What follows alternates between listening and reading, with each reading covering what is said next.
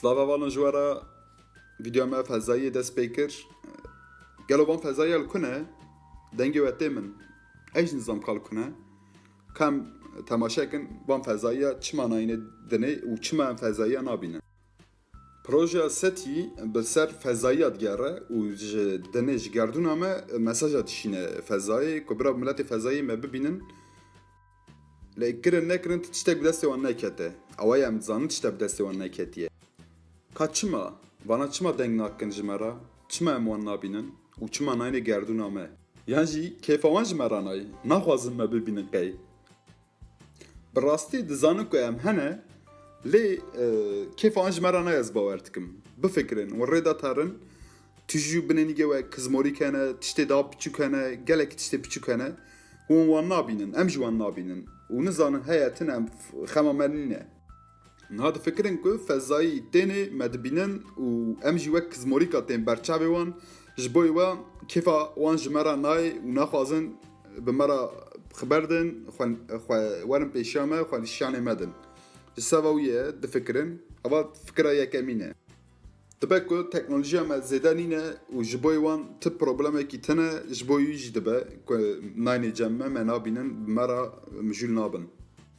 Yani bi rastî em xema wan danînin, nizanin ku em he tinene. Wek kizmorîkek em berçavê wan. Gotinê duyemîn jî gelê fezayî zû da hatine hîna ser gerdûna me jiyan tune bûye.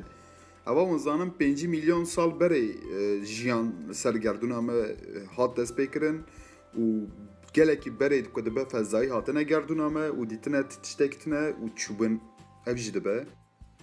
Ku dibe gelekî berê de hatibin jiyana mirovayî tune bû gava hatine jî çend wardek dîtine û çûne. Dîtine ku tiştek tune.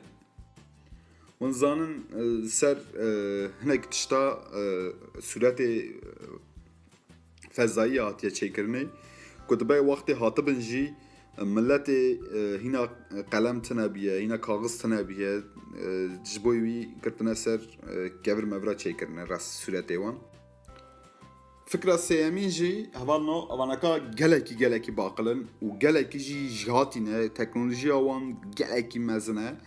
Ku dibe ji seva wî jî naxwazin werin lê wan zanin ana devletekî dinê bi hevra şer bikin û teknolojiya wan yek be dikarin bi hevra şer bikin. Lê ew gava hatin naxwazin li me mêzekin jî naxwazin me re mijûl bin jî û naxwazin me re şer bikin. Teknolojiya me gelekî kêm e wan gelek me.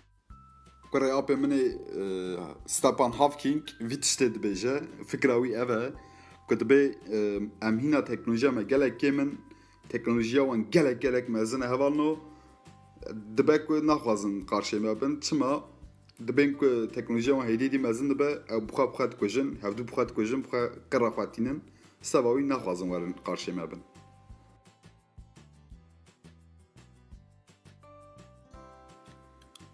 Fikra çaremîn jî hevalno medeniyetekî gelekî süper heye û gelekî mezin e hemû feza gid destê wî da ye û xêncî wî ti kes ew qasê wan mezin nabe.